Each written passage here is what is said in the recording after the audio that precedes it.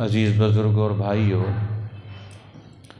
آج 28 دسمبر 2022 کا یہ اس ماہ کا آخری بدھ ہے اور جمادی الثانی 1444 ہجری کا یہ پہلا عشرہ چل رہا ہے۔ آج ہم ماہانہ درس حدیث پاک میں اللہ کے پاک گھر میں یہاں جمع ہیں۔ آپ کے سامنے مشکوٰۃ المصابیح صفحہ نمبر 427 سے باب ما ینہیٰ عنہ من التہاجر والتقاطع واتباع العورات، جس میں مسلمانوں کا آپس میں ایک دوسرے کو چھوڑ دینا، قطع رحمی اختیار کرنا اور کمزوریاں تلاش کرنا، اس سے منع کیا گیا ہے۔ ان احادیث کا ذکر ہے اس باب میں۔ اس میں سے ایک حدیث پاک آپ کے سامنے پڑی ہے، جس کو روایت کرنے والے، بیان کرنے والے حضرت ابو ہریرہ رضی اللہ تعالی عنہ ہیں۔ وہ فرماتے ہیں کہ رسول اللہ صلی اللہ علیہ وسلم نے ارشاد فرمایا، ایاکم والظن، اپنے آپ کو برے گمان سے بچاؤ، فإن الظن اکذب الحدیث، اس لیے یہ بدگمانی کرنا یہ سب سے بڑا جھوٹ ہے۔ ولا تحسسوا، کسی کی ٹو میں مت لگو، ولا تجسسوا، آپس میں ایک دوسرے کی جاسوسی مت کرو، ولا تناجشوا، ایک دوسرے کے لیے بولی پر قیمت چڑھانے کے لیے بولی مت دو، چیز خریدنا مقصود نہ ہو، ولا تحاسدوا، آپس میں ایک دوسرے سے حسد مت کرو، ولا تباغضوا، آپس میں ایک دوسرے سے نفرت مت کرو، ولا تدابروا، ایک دوسرے کے پیٹھ کے پیچھے باتیں مت کرو، وَكُونُوا عِبَادَ اللَّهِ إِخْوَانًا، اور اللہ کے بندے بنو، بھائی بھائی بنو آپس میں۔ اور ایک روایت میں یہ لفظ بھی ہیں، وَلَا تَنَافَسُوا، ایک دوسرے کے مقابلے میں دنیا کی چیزوں میں مت ایک دوسرے کا مقابلہ کرو۔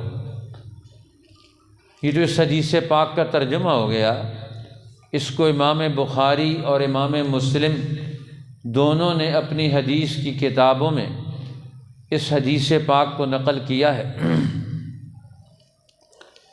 نبی اکرم صلی اللہ علیہ وسلم نے اپنی امت کو بہت ساری اجتماعی بیماریوں سے نجات دلانے کا نسخہ بتایا ہے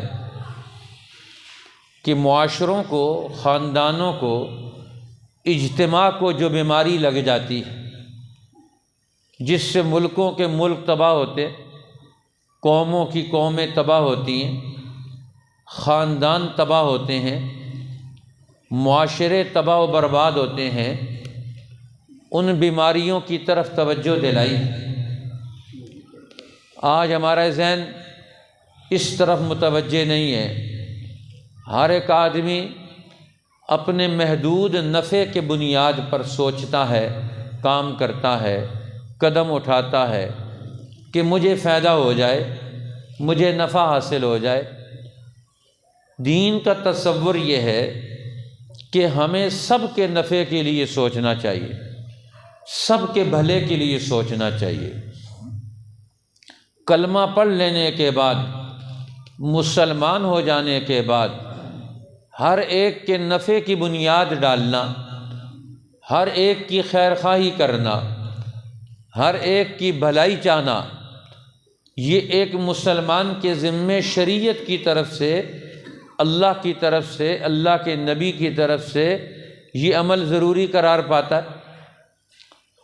اس لیے نبی اکرم صلی اللہ علیہ وسلم نے ہر اعتبار سے زندگی گزارنے کا اسلوب اور طریقہ کار متعین کیا ہے کہ ہم اپنی زندگی کا طریقہ کار کیا رکھیں گے، ہم اپنا میل جول کیا رکھیں گے، اپنے رویے کیا رکھیں گے، ہمیں اس کی طرف توجہ دلائی۔ لہذا مسلمانوں کو چاہیے کہ آپس کے تعلقات، آپس کے رابطے اور رشتے بحال رکھیں، آپس کی زندگی کے اندر کسی درمیان میں کسی اور چیز کو حائل مت ہونے دیں، اپنے رشتوں کو ٹوٹنے مت دیں، اپنے تعلقات کو خراب مت ہونے دیں۔ جن جن اعمال سے، جن اخلاق سے، جن کاموں سے گھر ٹوٹ جاتا ہو، خاندان ٹوٹ جاتا ہو، رشتے ٹوٹ جاتے ہوں، دنیا میں انسانی زندگی میں خرابیاں جنم لیں، معاشرتی مسائل پیدا ہو جائیں، قرآن حکیم ہمیں اس پر توجہ دلاتا ہے۔ نبی اکرم صلی اللہ علیہ وسلم اس کی طرف توجہ دلاتے ہیں۔ لہٰذا یہ سب سے بڑا قرآن حکیم نے ہمیں بھی یہ بھی اصول سکھایا، اور انہی اصولوں کی تشریح خود نبی اکرم صلی اللہ علیہ وسلم نے فرمائی۔ جس طرح سورہ الحجرات میں مسلمانوں کی تہذیبی زندگی، اجتماعی زندگی، معاشرتی زندگی، خانگی زندگی، اس کے بارے میں قرآن حکیم نے اصول سکھائے۔ ان میں ایک اصول یہ بھی بتایا، یا ایھا الذین آمنوا اجتنبوا کثیرا من الظن، اے ایمان والو بہت سارے گمان کرنے سے اپنے آپ کو بچاؤ۔ اجتنبوا کثیرا من الظن ان بعض الظن اثم۔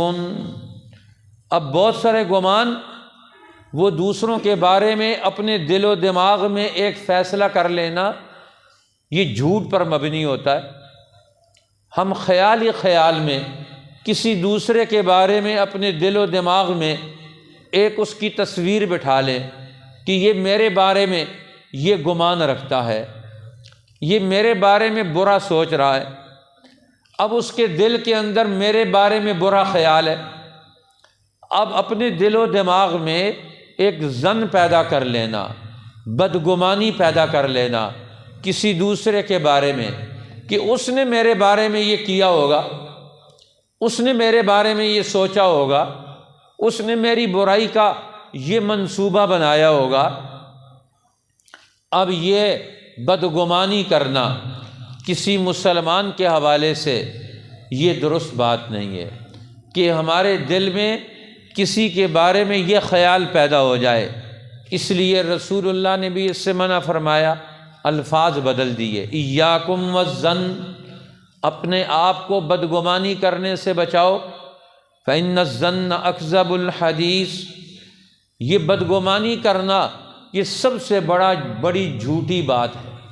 اب یہ جھوٹی بات ہے، آپ کے سامنے کسی کے عمل کرنے کے حوالے سے آپ کے خلاف اس نے کوئی قدم نہیں اٹھایا، کوئی کام نہیں کیا، اگر کسی نے کیا ہے تو اس کا تعین نہیں ہے کس نے کیا ہے۔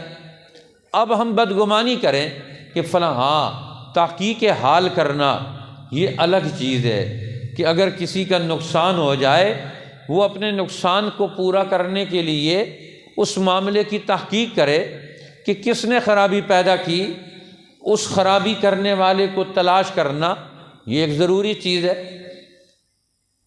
کہ کس نے یہ غلط کام کیا ہے، اس کو تحقیق کیا جائے، یہ ایک الگ مسئلہ ہے۔ معاشرے میں تحقیق حال کرنا یہ ضروری چیز ہے، لیکن بدگمانی کرنا عمومی طور پر گھروں میں، خاندانوں میں یہ رواج ہو گیا کہ وہ میرے بارے میں برا سوچ رہا ہے، وہ مجھے گھور کر دیکھ رہا ہے، وہ میرے بارے میں غلط سوچ رہا ہے۔ بھئی سوچ پر تو کسی کے پیرا نہیں لگایا جا سکتا، ہر آدمی بہت کچھ سوچتا رہتا ہے۔ نبی اکرم صلی اللہ علیہ وسلم نے ارشاد فرمایا کہ ہر آدمی کے دل میں شیطان بری سوچ پیدا کرتا رہتا ہے، بدگمانیاں پیدا کرتا رہتا ہے، برے خیالات وہ پیدا کرنے کی کوشش کرتا ہے، یہاں تک کہ وہ اللہ کے بارے میں بھی یہ سوچنے کی کوشش کرتا ہے۔ فرمایا انسان کے خیالات، انسان کے دل میں یہ جو خیالات اٹھتے ہیں، وسوسے اٹھتے ہیں، یہ برے خیالات اٹھتے رہتے ہیں۔ اب یہ کہاں سے اٹھ رہے ہیں؟ شیطان کے اثر سے اٹھ رہے ہیں، خواہشات نفسانی کے اثر سے اٹھ رہے ہیں۔ یہ کہاں سے اٹھ رہے ہیں وسوسے؟ اب یہ شیطانی کام ہے، وسوسے ڈالنا، برے خیال پیدا کرنا، یہ شیطان کا کام ہے۔ وہ ہر ایک کے درمیان یہ شیطانی وسوسے پیدا کرے گا، برے خیالات پیدا کرے گا، انسانوں کے ذہنوں میں ایک دوسرے کے بارے میں نفرتیں پیدا کرے گا۔ اب یہ تو شیطانی کام ہے۔ اب یہاں تک اب دنیا میں فرمایا سلسلہ خیالات انسان کے اندر شروع ہوتا ہے، اس پر غور کرو۔ ایک آدمی سوچتا ہے پہاڑ دیکھا، یہ کس نے پیدا کیا؟ اللہ نے پیدا کیا۔ درخت دیکھتا ہے، کس نے پیدا کیا؟ اندر سے ہی جواب آتا ہے، اللہ نے پیدا کیا۔ پھر اپنے بچوں کو دیکھتا ہے، کس نے پیدا کیے؟ اللہ نے دیے۔ چیزیں دیکھتا ہے دسترخوان پر، وہ کہتے ہیں یہ چیزیں کس نے پیدا کیں؟ اندر سے خود ہی جواب آتا ہے کہ یہ اللہ نے پیدا کی۔ اب یہ سلسلہ سوالات کا انسانی ذہن کے اندر بڑھتا چلا جاتا ہے، یہ لمبا ہوتا چلا جاتا ہے۔ وہ کہتا ہے نا یہ سلسلہ خیالات، یہ بھی شیطان کی، یہ بھی آنت کی طرح یہ لمبا بڑھتا چلا جاتا ہے۔ اب یہ سلسلہ یوں تک آگے بڑھا، اب یہ انسان کہتا ہے کہ یہ سب کچھ تو اللہ نے پیدا کیا۔ اب پھر یہ دل میں اگلا خیال آتا ہے، اچھا یہ سوچو کہ اللہ کو کس نے پیدا کیا؟ فرمایا اسی وقت اعوذ باللہ پڑھو، لا حول ولا قوت الا باللہ العلی العظیم پڑھو، کہ یہ سلسلہ خیال یہ تمہارے اندر، یہ تمہارا تحقیق اور جستجو کی وجہ سے نہیں پیدا ہوا، یہ شیطان نے تمہیں ادھر توجہ دلائی۔ اب شیطان کیا کرتا ہے؟ انسان کی توجہ کو تقسیم کرتا ہے، دوسری طرف لگاتا ہے، برے کاموں کی طرف لگاتا ہے، برائی کی طرف لگاتا ہے۔ اسی کا نام ظن ہے کہ آپ کسی کے بارے میں بغیر کسی شہادت کے، بغیر کسی دلیل کے کسی کے متھے کام لگا دیں، کسی کے ذمے کام لگا دیں، فلاں نے یہ کام کیا ہوگا۔ فرمایا یہ اس طرح زندگی نہیں گزرتی، یہ تو آپ اپنے دل میں وہم کا مرض پیدا کر لیں گے، ہر ایک کے بارے میں وہم میں مبتلا ہو جائیں گے۔ اب میرے بارے میں فلاں یہ کام کر رہا ہے، میرے بارے میں فلاں یہ کام کر رہا ہے، میرے بارے میں فلاں یہ کام کر رہا ہے۔ اس طرح آہستہ آہستہ آدمی توہم پرستی کا شکار ہوتا ہے، وہم میں مبتلا ہو جائے۔ یہ توہم پرستی، اپنے وہم اور خیال میں یہ آگے بڑھتے چلے جانا، یہ ایسا موڑ آتا ہے کہ انسان اپنی عقل سے پیدل ہو جاتا ہے، اپنے وہم اور خیال کے پیچھے چلتا ہے۔ جس طرح اس کو پھر کہا جاتا ہے اس کا آخری مرتبہ آتا ہے، اس کی عقل چھن جاتی ہے، وہ مجنون، دیوانہ اور پاگل قرار پاتا ہے۔ اب مجنون، دیوانہ اور پاگل کون ہوتا ہے؟ ہر وقت وہم میں مبتلا رہتا ہے، توہم پرستی کا شکار رہتا ہے۔ اب انہونے قسم کے برے خیالات اور برا خوف وہ اس کے اوپر مسلط ہو جاتا ہے۔ یہ تو اپنے اندر کو کمزور کرنا ہے، اپنے اندر کی طاقتوں کو کمزور کرنا ہے۔ اب یہ سلسلہ خیال کے اس غلط استعمال کی وجہ سے انسان اس کا شکار ہوتا ہے۔ اب یہ مرض کہاں سے شروع ہوا؟ جہاں سے شروع ہوا رسول اللہ نے وہی پابندی لگا دی، تمہارے اندر یہ بدگمانی نہیں آنی چاہیے۔ اسی طرح رسول اللہ صلی اللہ علیہ وسلم نے فرمایا انسان اپنے عقل اور شعور کے اعتبار سے یہ اللہ کے ہاں بڑا مقام رکھتا ہے۔ اسے یقینی بنیادوں پر ایک بات کی طرف جائے، شک میں مبتلا نہ ہو، یہ دوئی کا شکار نہ ہو، یا یہ ہے یا یہ ہے، ایک بات کا تعین کر لو اس لیے اسلام کا آغاز کس سے ہوتا ہے؟ ایک اللہ کے تعین سے ہوتا ہے۔ اپنے دل میں ایک اللہ کے تعین کا خیال جما لو، سارے خیالات سے اپنے آپ کو الگ کر لو، ساری بدگمانیوں سے اپنے آپ کو الگ کر لو، ایک توحید کا خیال بٹھا لو، ایک ذات پاک کا خیال بٹھا لو، اب تمام خیالات سے نکل جاتا ہے، اب تمام قسم کے بدگمانیوں سے انسان نکل جاتا ہے۔ اب کبھی ایک کو خدا مانے، کبھی دوسرے کو خدا مانے، اب دنیا میں مختلف قسم کے خدا چل رہے ہوں تو ہر آدمی وہاں مشکوک ہوتا ہے۔ اب جس قوم میں شرک کا دور ہوگا، کبھی کہے گا یہ خدا ہے، کبھی کہے گا یہ خدا ہے، کبھی کہے گا یہ خدا ہے۔ اب کتنے خداؤں کو مانے؟ رب واحد ام الف رب ادین اذا تقسمت الامور۔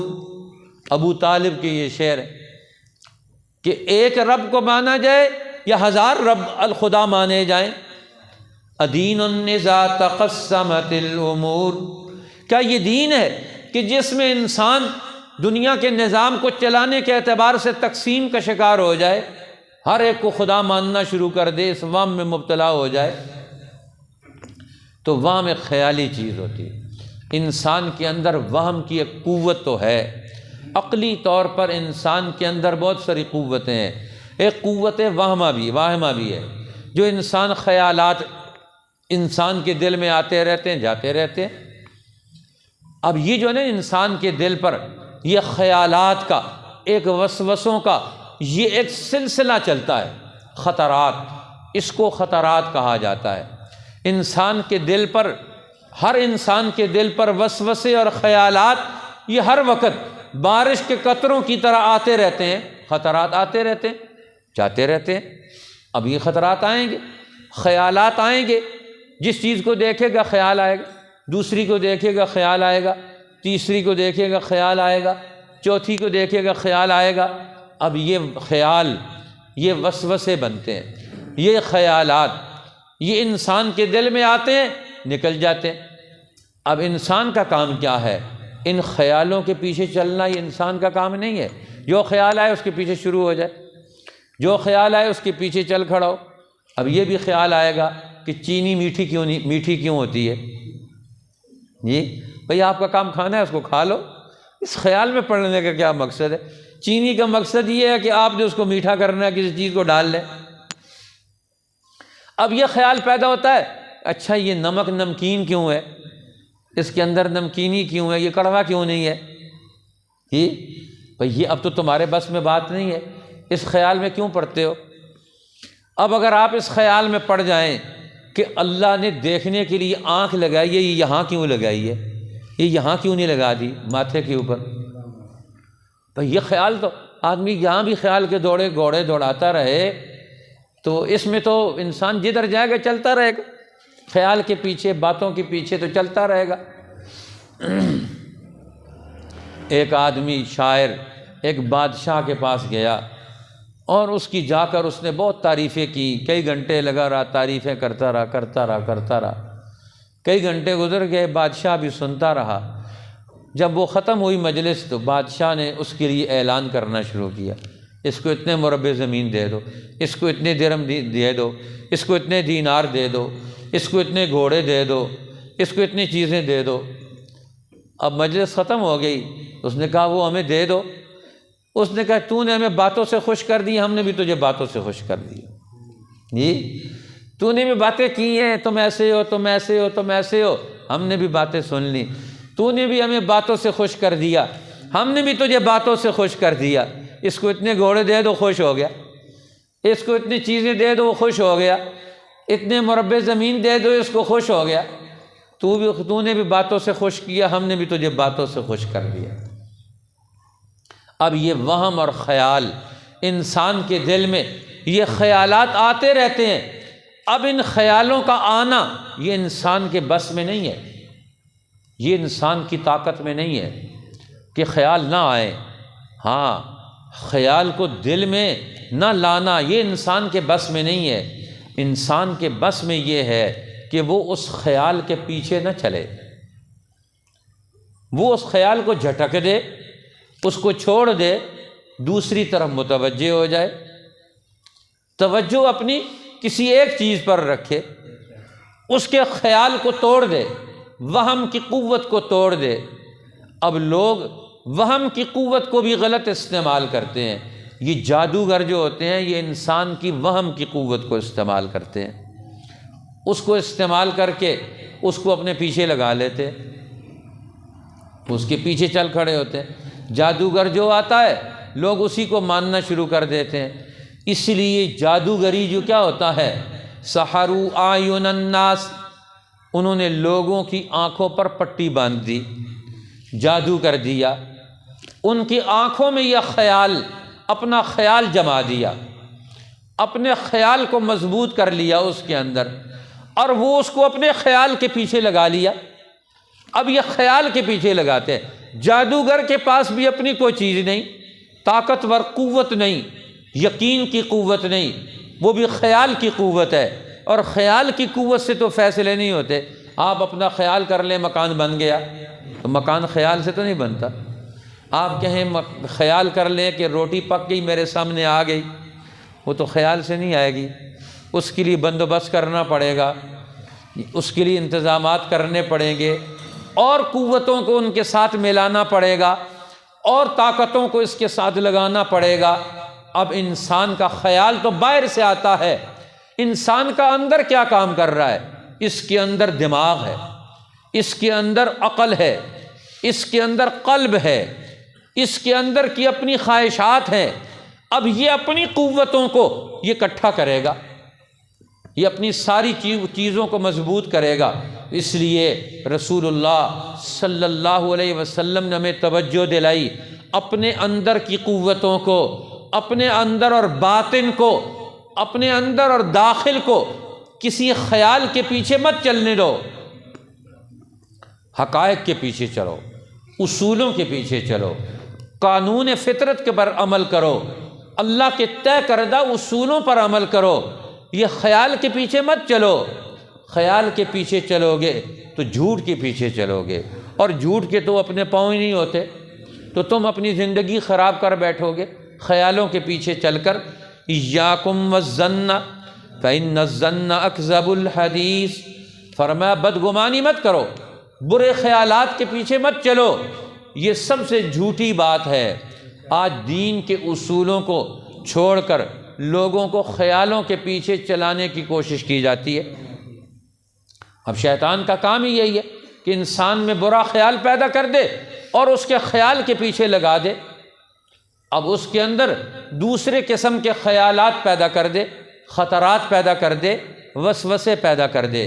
یہی خیالات، ان کو خطرات کہا جاتا ہے، انسان کے اندر آتے ہیں نکل جاتے ہیں، اور اگر انسان ان کو اپنے دل میں جمع کر لے، جگہ دے دے، یہ غلط ہو گیا، یہیں سے خرابی شروع ہوتی ہے۔ اس کو اپنے دل میں مت جگہ دے، اس کو دل سے نکال دے، جھٹک دے اس کو، اور میں کسی کے بارے میں یہ خیال مت پکاؤ کہ اس نے میرے لیے منصوبہ تیار کیا ہوگا، اس نے میرے لیے یہ برا سوچا ہے، لہٰذا اب میں اس کے بارے میں کوئی اور سوچوں گا۔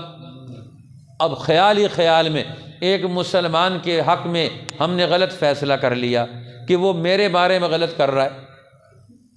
اب جتنے جادوگر ہیں یہ انسان کو یہ کہتے ہیں تیرے ساتھ، تمہارے گھر میں جو اس کے پاس جاتا ہے کہتا ہے مجھے میرا کاروبار رک گیا، میرا فلاں مسئلہ ہو گیا، میرا فلاں مسئلہ ہو گیا، اب بتاؤ کہ یہ میرے بارے میں کس نے کام کیا ہے؟ وہ کہتا ہے تمہارے خاندان کے اندر سے ہی ایک آدمی ہے، اور وہ چھوٹے قد والا ہے، اب نام تو نہیں بتا سکتا اس کو، اب اس نے اپنے پیچھے چلانا ہے، اس کو کہتا ہے وہ چھوٹے قد والا ہے، اور رات کو تمہارے گھر میں آتا ہے، ظاہر ہے کوئی رات کو بھی آتا ہے، کوئی دن کو آتا ہے۔ اب اس نے خیالات کو اس نے ادھر لگا دیا، اب وہ آ کر بیٹھ کے سوچتا اچھا اب یہ چھوٹے قد والا کون سا ہے، اب پھر رات کو ہمارے گھر میں کون آتا ہے، پھر وہ اس کے بارے میں بدگمانی میں مبتلا ہو جاتا ہے، اس کو کہتا ہے 10,000 روپے دے دو، اب میں ایسا تویز کروں گا کہ یہ جو نا جی تیرے اوپر اس نے بڑی کاٹ کی ہوئی ہے، اب تو 10,000 روپے میرے حوالے کرے گا اور میں اس کی ایسی کاٹ کروں گا بالکل اس کا اثر زائل ہو جائے گا۔ ابھی جو کلمہ پڑھنے والا ہے اس کے اوپر کلمے کا اثر آئے گا کہ کسی خیال کا اثر آئے گا؟ لا الہ الا اللہ پڑھ لیا تو لا الہ الا اللہ کا مطلب یہی ہے کہ میرے اوپر اللہ کے حکم کے بغیر دنیا میں کسی چیز کا کوئی اثر پیدا نہیں ہو سکتا، کسی چیز کی کوئی تاثیر پیدا نہیں ہو سکتی۔ خیال کی قوت کو، باطل قوتیں دنیا میں انسان کے دل میں خیال پیدا کرنا چاہتی ہیں کہ یہ بھی اثر کر سکتی ہے۔ اب حضرت عمر رضی اللہ تعالیٰ عنہ کو قیصر روم نے تحفہ بھیجا، اپنا سفیر بھیجا۔ اب وہ سفیر آیا اور پیغام لے کر آیا، اور پیغام لے کر آ کر اس نے تحفہ دیا۔ ان کا تحفہ کیا ہے؟ خوشبو لے کر آئے۔ تحفہ کیا ہے؟ کوئی اور چیزیں استعمال کی لے کر آیا، اور ایک چھوٹی سی شیشی لے کر آئے۔ انہوں نے کہا یہ کیا ہے؟ کہنے لگا یہ زہر ہلاہل ہے، جس کا سوئی کی ناک کے اوپر کا ایک قطرہ اگر ایک تالاب میں کنویں میں ڈال دیا جائے تو جو آدمی اس کنویں کے پانی کو پیے گا اس کے اندر کا وہ کاٹ کر اس کو سارا کچھ اندر سے باہر نکال دے گا، اتنا خطرناک زہر ہے یہ۔ اب اس نے زہر کے اتنی خوبی بیان کی، اتنی اس کی طاقت بیان کی، اتنی اس نے اس کی قوت بیان کی، اتنی اس کی تاثیر بیان کی۔ تو اب حضرت عمر رضی اللہ تعالیٰ، ظاہر ہے بھری مجلس میں جو وہ فیصلے کرتے تھے چھپ کر نہیں کرتے تھے، مجلس میں آیا تو قوم کو بتاتے تھے۔ آج تو ہمارے حکمران معاہدے کر کے آ جاتے ہیں، کسی کو پتہ نہیں ہوتا، قوم کو بیچ آتے، مستقبل کے قرضے لاد دیتے، قوم کا ہر چیز بیچ دیتے ہیں، پتہ بھی نہیں چلتا۔ نہریں بک گئیں، دریا بک گئے، اور موٹر وے بک گئی، کتنی چیزیں بیچ ڈالیں، کسی کو کچھ پتہ نہیں چلتا۔ حضرت عمر رضی اللہ تعالیٰ عنہ وہ قومی معاملات کو اپنی پوری جماعت کے سامنے اوپن رکھتے تھے۔ اب سب کے سامنے معاملات چل رہے ہیں۔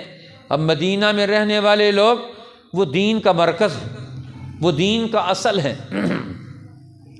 ان کا ذہن قرآن کی تعلیم پر، اللہ کی توحید پر، اللہ کے رسول صلی اللہ علیہ وسلم نے تیار کیا، ہر قسم کے شکوک و شبہات سے انہیں نکالا، اسلام کی شاہراہ مستقیم پر انہیں لے کر آئے، صراط مستقیم پر، ہر قسم کے زیغ و ضلال سے انہیں نکال کر یقین کی دنیا میں لے کر آئے۔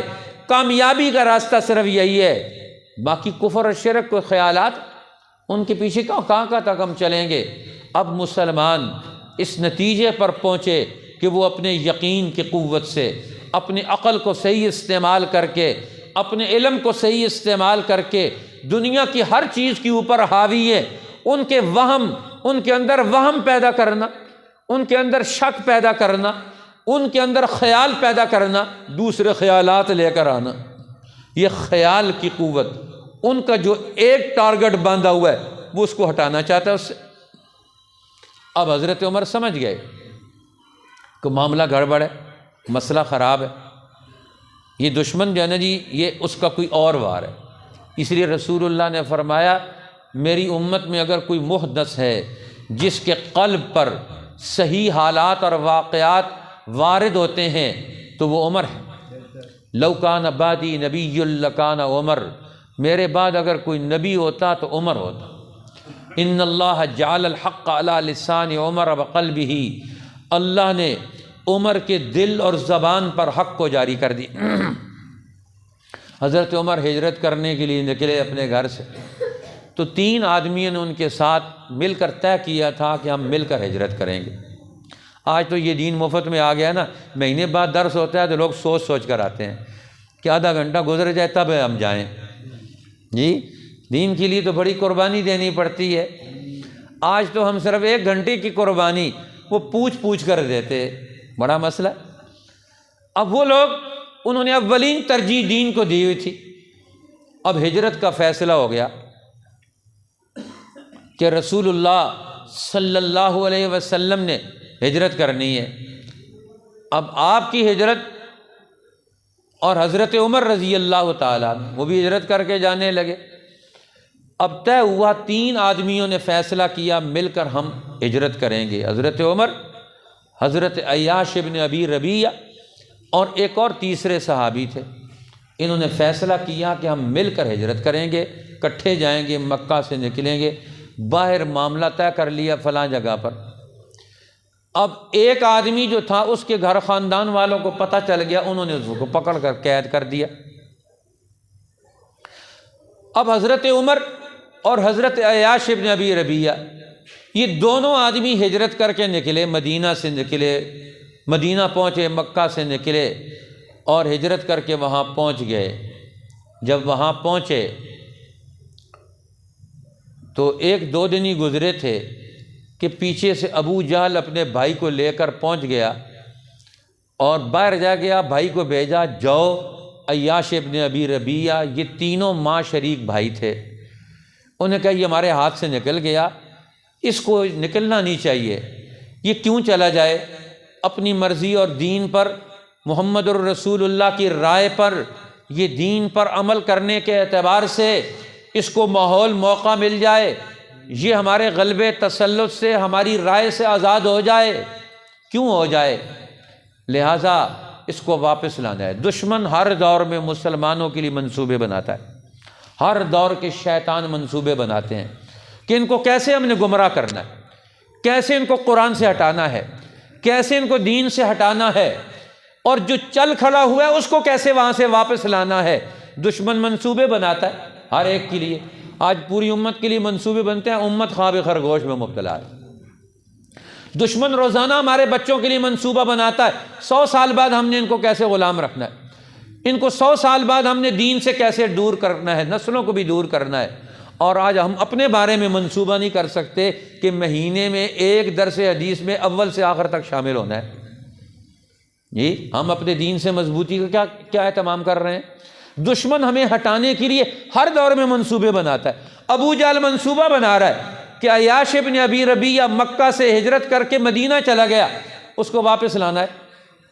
آپ نماز پڑھتے ہیں، آپ قرآن پڑھتے ہیں، آپ درس حدیث میں شرکت کرتے ہیں، تو آج کے شیطان وہ آپ کو ہٹانے کے لیے، آپ کو روکنے کے لیے کوئی رکاوٹ نہیں ڈالیں گے، کوئی قدم نہیں اٹھائیں گے۔ ہر دور میں دین کی راہ میں رکاوٹ ڈالی جاتی ہے، دین والوں کو روکا جاتا ہے، لیکن وہاں وہ دین کے پر چلنے والے وہم اور خیال پر نہیں چلتے، وہ ایک یقین کی قوت سے لبریز ہوتے ہیں، ان کے دل و دماغ میں اعلیٰ یقین اور نصب العین ہوتا ہے، وہ خیال کے پیچھے نہیں جاتے کہ دشمن ہمارے بارے میں خیال کر رہا ہوگا تو اب ہم کمزور ہو جائیں، نہیں، وہ اپنے یقین پر ہے۔ اس لیے اب وہ وہاں سے نکلے۔ ابو جہل نے دوسرے بھائی کو کہا جاؤ عیاش ابن ابی ربیہ، منصوبہ بنایا کہ عیاش ابن ابی ربیہ کو جا کر اسے بلاؤ، اسے کہو کہ بے شک تو ہجرت کر کے آ گیا، آ جا، لیکن تیری ماں پیچھے بہت پریشان ہے، ہم بھی بہت پریشان ہیں۔ دیکھو مقدس رشتوں کو دشمن استعمال کرتا ہے دین سے ہٹانے کے لیے۔ اس نے کہا تیری ماں، جو میری بھی ماں ہے، دوسرے کی بھی ماں ہے، تیری بھی ماں، ماں ان تینوں کی مشترک تھی، ابو جہل کی اور ان۔ اب ماں بہت پریشان ہے، اس نے قسم کھائی ہے کہ میں سر میں تیل نہیں ڈالوں گی، کنگھی نہیں کروں گی، اور میں کبھی بھی میں دھوپ کے بغیر ہمیشہ باہر رہوں گی، اندر نہیں جاؤں گی، قسم کھائی ہوئی ہے۔ ایک دفعہ آ جا، جب تک عیاش ابن ابی ربیہ واپس نہیں آتا، تیری ماں بہت پریشان ہے، قسم کھائی ہوئی ہے اس نے۔ اب اس نے ماں جیسا مقدس رشتہ لا کر اس کے سامنے کھڑا کر دیا۔ اب حضرت عمر، ان کو پتہ چلا عیاش ابن ابی ربیہ کو، اب ابو جہل بھی آیا باہر، مدینہ سے باہر ہے اور بلا رہے ہیں آپ کو۔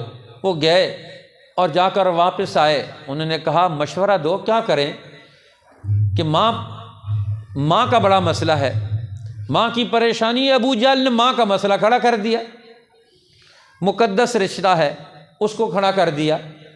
اب اس کو وہم میں مبتلا کیا جائے، یہ اس کو بھی خیال میں ڈالا جائے، ماں کا خیال وہ لا کے کھڑا کر دیا ذہن میں سامنے۔ اب وہ کہنے لگے اچھا چلے جاتے ہیں، جا کر مکہ سے پھر واپس آ جائیں گے، کوئی حرج کی بات نہیں۔ حضرت عمر نے کہا مجھے تو یہ سازش لگتی ہے، ماں شاہ کا کوئی مسئلہ نہیں ہے، یہ تو کوئی منصوبہ لگتا ہے۔ حضرت عمر نے کہا بالکل ان کے ساتھ مت جاؤ، کافروں پر کوئی اعتماد نہیں، جو ابراہیم علیہ السلام کا دین چھوڑ چکے، جن کے اعمال روزانہ تم دیکھتے ہو، قسمیں اٹھاتے ہیں کعبۃ اللہ میں بیٹھ کر اپنا جانا جی وہ عہد و پیمان کرتے ہیں، توڑ دیتے ہیں، ان کافروں کی زبان کا کیا اعتبار ہے؟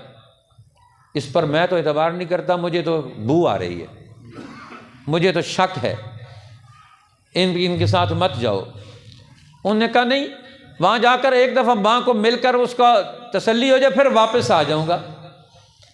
انہوں نے کہا مرضی ہے تیری، جانا چاہتا چلے جاؤ، تمہاری سواری تو کمزور ہے، یہ میری اونٹنی طاقتور ہے، اگر کوئی دیکھو کہ کام گڑبڑ ہے فوراً اونٹنی بھگا کے لے آنا، ان کا اونٹ اس میری اونٹنی کا مقابلہ نہیں کر سکے گا۔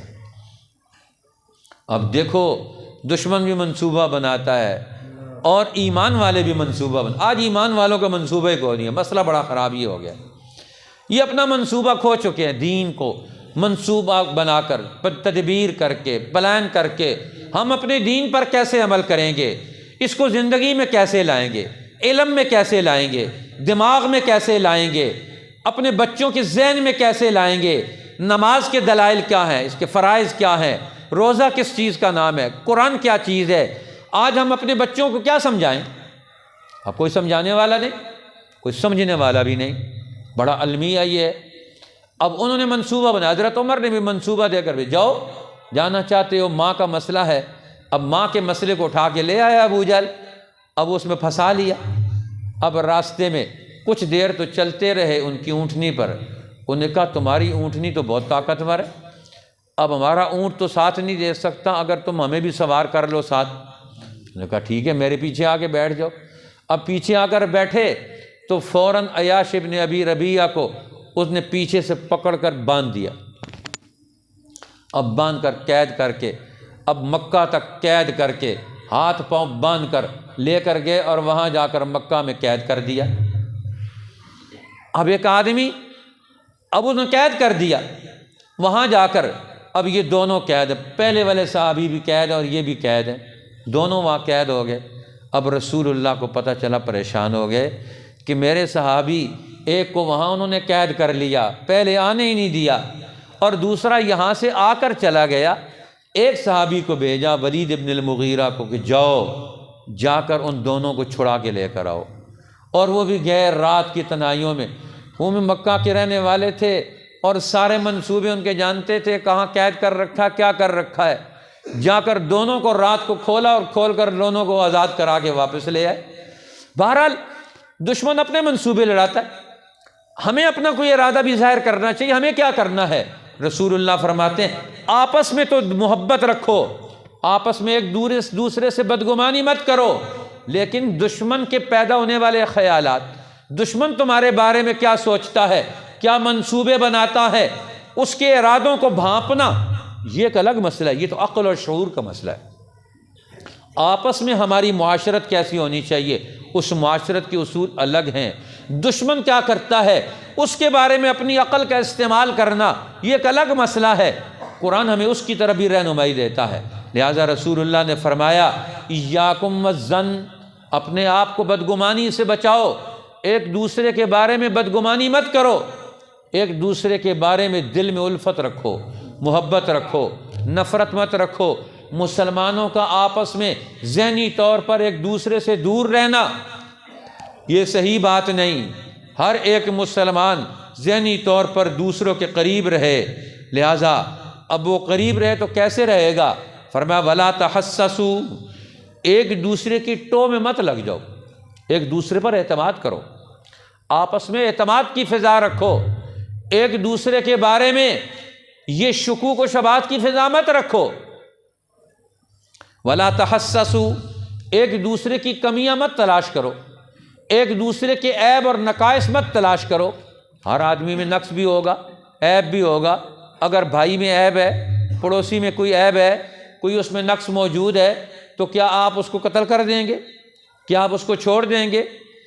نہیں، اب یہاں سے تربیت کا نظام ہے کہ ہماری تربیت ایسی ہونی چاہیے، ہمارا مرتبہ ذہنی اور عقلی طور پر اتنا بلند ہونا چاہیے کہ ہم کسی کے بارے میں شک شبے میں مت مبتلا ہوں، آپس میں ولا تجسسوا، فرمایا ایک دوسرے کی جاسوسی مت کرو۔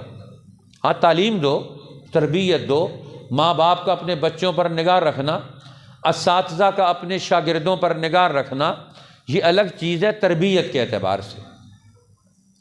لیکن جاسوسی آپس میں کرتے رہنا کہ ایک دوسرے سے ہم مشکوک ہو جائیں، فلاں کدھر گیا، فلاں کدھر گیا، دوسرا کدھر گیا، اس کے پیچھے ہم لگے رہیں، ایک دوسرے کے پیچھے ہم لگے رہیں، یہ تو غلط طریقہ کار ہے۔ اس لیے وہ لوگ جن کا اپنا کوئی کردار نہیں، اپنا کوئی اعتماد نہیں، اپنے معاشرے میں صحیح کردار نہیں ادا کر سکتے، وہ دنیا کو کیسے چلائیں گے؟ ہاں تو میں عرض کر رہا تھا حضرت عمر رضی اللہ تعالیٰ عنہ کے پاس وہ شیشی لے کر آئے زہر حلائل کی، تو حضرت عمر نے اسی وقت شیشی لی اور شیشی لے کر کھول کر پڑھا بسم اللہ الذی لا یضر مع اسمہ شیء فی الارض ولا فی السماء وہو السمیع العلیم، یہ پڑھ کر وہ پی گئے۔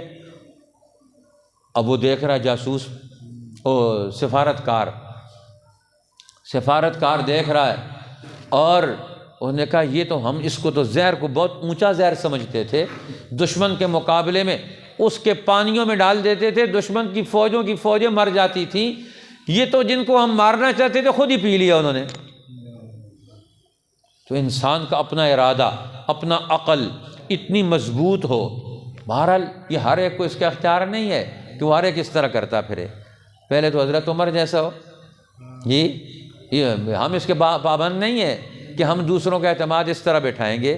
حضرت عمر رضی اللہ تعالیٰ عنہ تھے، وہ ان کا اپنا مرتبہ اور مقام تھا، ان کا اپنا یقین اور اذعان تھا، جس کی بنیاد پر وہ کس طرح کسی کو مسئلہ سمجھانا ہے، دین کی بات اس کے دل و دماغ میں اتارنی ہے اور اپنی قوت کو مضبوط رکھنا ہے۔ اب اس نے یہ ذہن لا کر دوئی پیدا کر دی کہ ایک مسلمان وہ دنیا کے کسی چیز سے خائف ہو جائے، مرعوب ہو جائے۔ یہ مرعوب ہونا، خوف میں مبتلا ہو جانا، یہ تو مرض ہے۔ مسلمان اور مرعوب ہو جائے، مسلمان اور کسی دنیا کی چیز سے خوف میں مبتلا ہو جائے۔ آج ہم مسلمان خوف میں مبتلا، یہ کرونا آیا تو کیا ہوا؟ سارے مسلمان خوف میں مبتلا، اب کرونا لگ گیا، اب لگا، ہاتھ نہیں ملانا، فلاں نہیں کرنا، اب کیا کیا، پوری قوم کو انہوں نے وہم میں مبتلا کر دیا۔ اب پتہ نہیں کہاں سے لگ جائے گا، پتہ نہیں کس جگہ سے لگ جائے گا۔ مفتی بھی پریشان ہو گئے، علماء بھی پریشان ہو گئے، ان کو بھی وہم میں مبتلا، انہوں نے فتویٰ دے دیا 6 فٹ کے فاصلے پر کھڑے ہو کر نماز پڑھنا۔ اور اب WHO والے، اب انہوں نے خود بیان دیا یہ ہمارا برا خیال تھا کہ یہ کورونا ایک دوسرے سے لگتا ہے، ایک دوسرے سے نہیں لگتا۔ اب انہوں نے بیان دے دیا، تو یہ ہمیں ان کے پیچھے چلنے کی کیا ضرورت تھی؟ ہمیں قرآن کے پیچھے چلنا ہے، ہمیں اللہ اور اللہ کے رسول کے پیچھے چلنا ہے، اللہ نے قرآن سے، دین سے ہمیں عقل دیا، اس کے پیچھے چلنا ہے۔ اب جس قوم کے لیڈروں کا یہ حال ہو، بڑے بڑے اہل علم ڈگمگا جائیں، وہ ایسے فتوے دے دیں کہ بعد میں جس بنیاد پر فتویٰ دیا تھا وہ بنیاد ہی نیچے سے انہوں نے نکال دی، نہیں پھیلتا۔ اب حکمران ڈر گئے کرونا پھیل جائے گا، انہوں نے کہا ہاتھ نہیں لگانا ایک دوسرے کو، اتنا ڈرایا پوری قوم کو، ڈرا کے ان کا، اور 10 کلو خون خشک کر دیا لوگوں کا۔ اتنا خون بیماری سے خشک نہیں ہوا جتنا خوف میں مبتلا کر کے انہوں نے خوف ایسا پیدا کر دیا، خشک کر دیا، اندر سے ڈرا دیا ہر ایک آدمی۔ یہ اندر سے کمزور کرنا، یہ وہم بھی اندر سے کمزور کرنا ہے۔ ایاکم والظن، اور تحسس، انسان ٹوک میں لگ جاتا ہے، کسی چیز کے پیچھے لگ جاتا ہے، جاسوسی کرتا ہے، آپس میں ایک دوسرے کے پیچھے چل جاتا ہے، یہ بھی اندر کی کمزوری ہے۔ ایک آدمی کیا کرے گا؟ جو کچھ کرے گا سامنے آئے گا، بلی تھیلے سے باہر آئے گی پتہ چل جائے گا، اس کو کنٹرول کر لیا جائے گا، کیا ہوگا؟ اللہ نے آپ کو بھی عقل دی ہوئی ہے، پریشانی کی کیا بات ہے؟ شک شبے میں مبتلا ہونا۔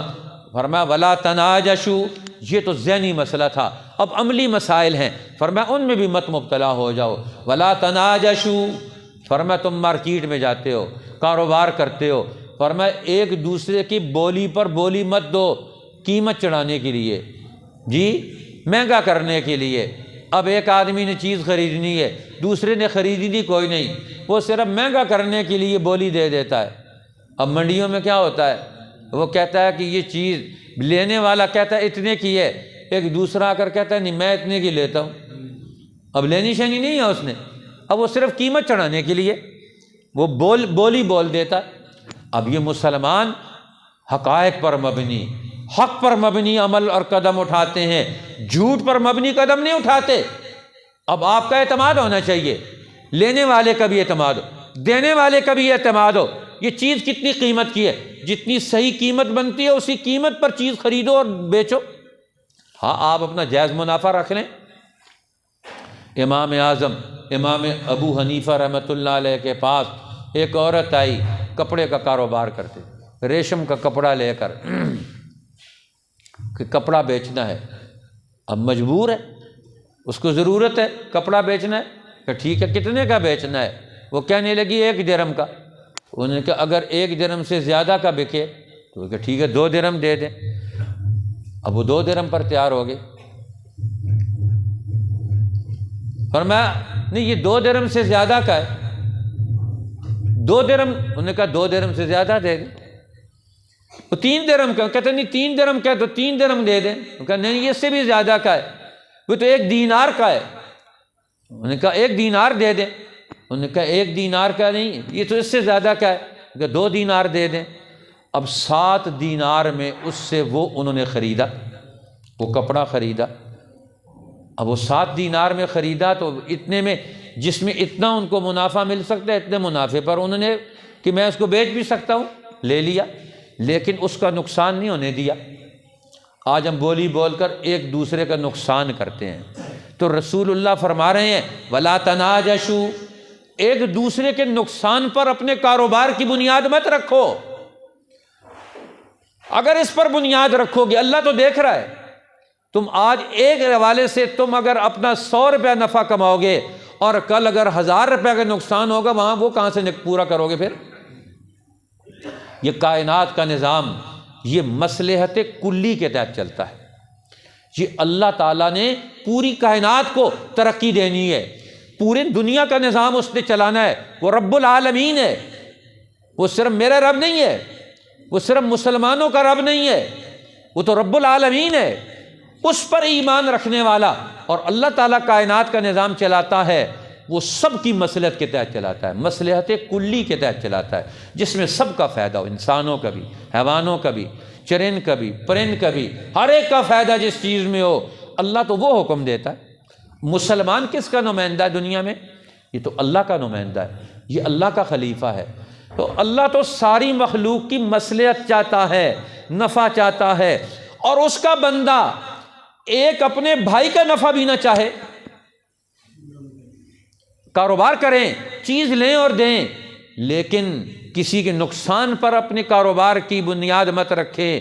چیز گھر میں لے کر آئے، لیکن ایک مسلمان کے نقصان کو بنیاد بنا کر لے کر آ رہا ہے، اور ایک مسلمان کا نفع بنیاد بنا کر گھر میں لے کر آ رہا ہے، اس کو بھی فائدہ ہو، اس کو بھی فائدہ ہو۔ لہٰذا اللہ کے رسول توجہ دلا رہے ہیں وَلَا تَنَاجَشُوا، بولی پر بولی قیمت چڑھانے کے لیے مت دو، خریدنا مقصود نہ ہو، اور حقیقت پر مبنی رائے دینا یہ مقصود ہو۔ فرمایا پھر تم ضرور یہ کام کرو۔ اب یہ مسلمانوں کی یہ خصوصیات تھیں، رسول اللہ مسلمانوں کو ان کی قیمت بتا رہے ہیں، تمہاری قیمت کیا ہے، یہ کام کرنا تمہاری شان نہیں۔ مسلمان کی شان بہت اونچی ہے، وہ بازار میں جائے گا ایک شان کے ساتھ جائے گا، وہ گھر میں جائے گا جاسوس بن کر نہیں جائے گا، وہ معاشرے میں جائے گا کسی کی ٹو میں لگا ہوا نہیں جائے گا، کسی کو نقصان پہنچائے، کسی کے گرد دائرہ تنگ کرے، کسی کی زندگی کو مفلوج کرے، کسی کو نقصان پہنچائے۔ آج ہمارے یہاں جتنے قانون بنے ہوئے ہیں، جتنے اعمال وجود میں آتے ہیں، پوری قوم کو اس سے نقصان پہنچتا ہے، افراد کو نقصان پہنچتا ہے، جماعتوں کو نقصان پہنچتا ہے۔ آج اس پر کوئی سوچنے والا نہیں، ہمارے وجود سے کس کس کو نقصان ہو رہا ہے، کس کس قانون سے قوم کو کیسے کیسے نقصان ہوتا ہے، کیوں ہو رہا ہے نقصان۔ حضرت عمر رضی اللہ تعالیٰ عنہ رات کو گشت کر رہے ہیں، گشت کرتے ہوئے ایک بچے کے رونے کی آواز آتی، آواز دے کر جاتے ہیں بچے کو چپ کراؤ، کیوں رو رہا ہے۔ واپس آئے گشت کرتے ہوئے، یہ راتوں کو گشت کرنا، امت کی قوموں کی نگرانی کرنا، یہ بھی حضرت عمر کی سنت ہے۔ آج حکمران یہ سنت بھول گئے، وہ تو الٹا آتے ہیں اور زیادہ مصیبت پیدا کر، جدھر سے حکمران گزرتا ہے راستے بند، مریض بیچارے ایمبولینس میں مر جاتے ہیں، ان کو راستہ ہی نہیں ملتا۔ وہ راتوں کو گشت کر رہے ہیں۔ اب پھر واپس آئے تو پھر بچہ رو رہا ہے۔ کہنے لگے کتنی بری ماں ہے جس کا بچہ رو رہا ہے اس کو چپ نہیں کراتی۔ مسئلہ کیا ہے؟ کھڑے ہو گئے، کوئی مسئلہ ہے اس گھر میں، بچہ رو رہا ہے، پریشانی ہے، بچہ کیوں رو رہا ہے؟ انہوں نے کہا ہمارے ملک کا قانون ہے کہ بچے کو وظیفہ ملتا ہے جب دودھ چھڑایا جاتا ہے، قانون یہ ہے۔ اب ہم اپنے بچے کا دودھ پہلے چھڑانا چاہتے ہیں، حالات کی وجہ سے وظیفہ مل جائے۔ اس نے کہا صبح تک انتظار کر، بچے کو رات کو دودھ پلاؤ، بچہ دودھ مانگتا ہے ماں کا، اس کو دودھ پلاؤ، انتظار کرو صبح تک کا۔ اب صبح انتظار کر کے مجلس شورا بلائی حضرت عمر نے، اور فرمایا عمر تیرے اس قانون کی وجہ سے کتنے بچوں کو رونا پڑا ہوگا، اور اسی وقت سب کو بلا کر فرمایا اس قانون سے آج سے ختم، کیونکہ ہمارے قانون سے ایک چھوٹے بچے کو نقصان اٹھانا پڑ رہا ہے۔ آج ہمارے کتنے قانون سے بچوں کو، بوڑھوں کو، عورتوں کو، جوانوں کو، مردوں کو، کس کس کو کتنا نقصان ہوتا ہے، کوئی پوچھنے والا، سوچنے والا ہی نہیں۔ جی یہ دل اور دماغ، یہ تربیت رسول اللہ نے پیدا کی۔ یہ درس حدیث میں اسی لیے بلایا جاتا ہے مسلمان دین کی شان کے ساتھ اپنے گھر میں جائے، دین کی شان کے ساتھ گلیوں سے گزرے، دین کی تعلیم و تربیت کا میدان لے کر وہ اپنی زندگی کے میدانوں میں اترے، پتہ چلے کہ مسلمان دنیا میں آیا ہے، مسلمان کاروبار کر رہے ہیں، مسلمان دنیا میں معاملات طے کر رہے ہیں۔ فرمایا وَلَا تَحَاسَدُوا، حسد کی آگ میں مت جلو، ایک دوسرے کے پاس نعمت دے کر حسد مت کرو، خوشی کا اظہار کرو کہ میرے بھائی کے پاس بھی مکان ہے، میرے بھائی کے پاس بھی گاڑی ہے، میرے بھائی کے پاس بھی کپڑا ہے۔ اور بھائی بھی بھائی سے محبت رکھے، بھائی بھی بھائی سے محبت رکھے، ایک دوسرے سے دل میں بھی نفرت مت رکھو، کسی حسد میں مت مبتلا ہو۔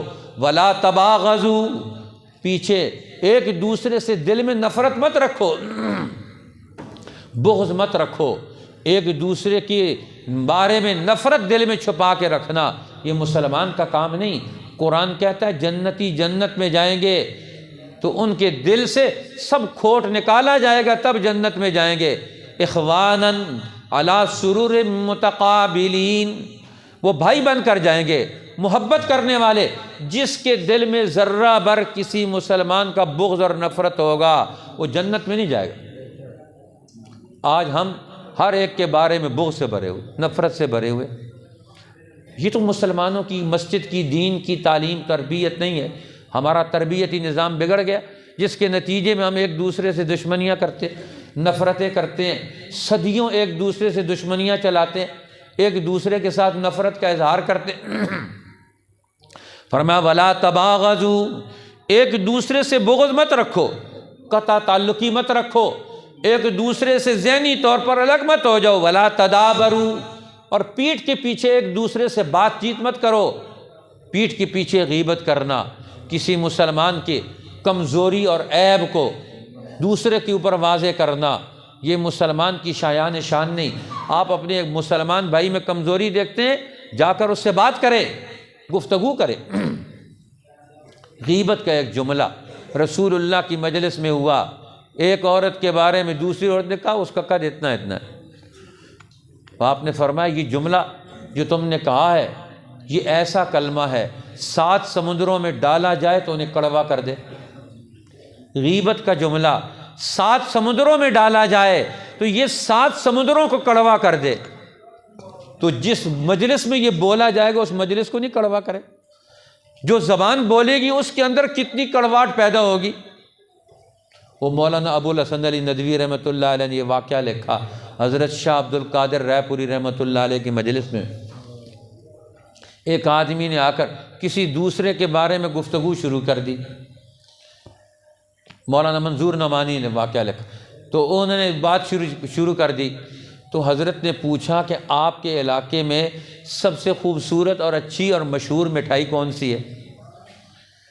اب جب حضرت نے مٹھائی کا تذکرہ شروع کیا تو سب لوگوں نے مٹھائی کا تذکرہ شروع کر دیا، جلندھر میں فلاں مٹھائی بنتی ہے، لدھیانہ میں فلاں مٹھائی بنتی ہے، لاہور میں فلاں مٹھائی بنتی ہے، دلی میں فلاں مٹھائی بنتی ہے۔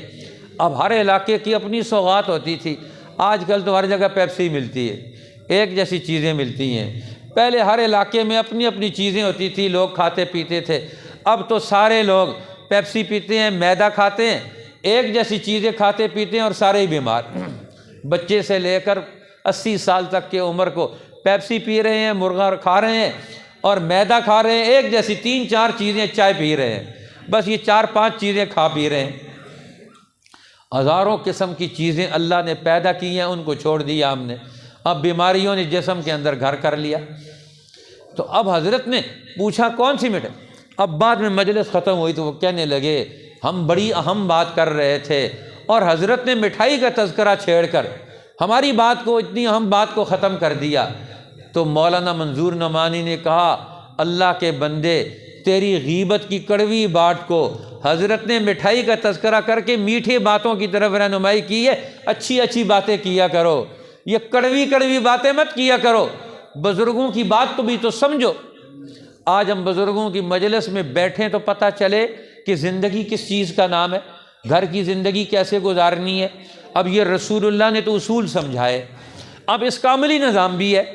یہ تو آپ نے الفاظ فرمائے کہ تم نے زن سے بچنا ہے، اب بچنا کیسے ہے، اس کے بارے میں ہماری عملی زندگی ہمیں کیا رہنمائی دیتی ہے۔ ہمیں ایک دوسرے کی ٹو میں نہیں لگنا، اس سے بھی اپنے آپ کو بچانا ہے۔ اس عملی زندگی کے حوالے سے ہمارے پاس پلان کیا ہے، پروگرام کیا ہے کہ ہماری زندگی محبت اور ایمان پر آ جائے، ہماری زندگی ان معاشرتی خامیوں اور کمزوریوں سے نکل جائے۔ ہم ایک دوسرے کے عیب نہ تلاش کریں، ایک دوسرے کے عیب ریموو کرنے والے ہوں، ایک دوسرے کے عیب، ان کی کمزوریوں کو دور کرنے والے ہوں۔ اب ہم سب مضبوط ہوں گے، ہم ایک دوسرے کے ساتھ مل کر مضبوط ہوں گے۔ ہم سمجھتے ہیں ہم اکیلے اکیلے مضبوط ہو جائیں، رسول اللہ بتا رہے نہیں، پورا معاشرہ مل کر مضبوط ہوگا، خاندان پورا مل کر مضبوط ہوگا۔ اور یہ کیسے مل کر مضبوط ہوگا؟ یہ مودت اور محبت سے مضبوط ہوگا، نفرتوں سے نہیں ہوگا، خیالات کے پیچھے چلنے سے مضبوط نہیں ہوگا۔ مسلمانوں کی معاشرت، ان کا لین دین، ان کے آپس کے تعلقات، وہ سارے اصولوں پر مبنی ہے، وہ ایک اعلیٰ ترین اصولوں کی زندگی وہ بسر کریں گے۔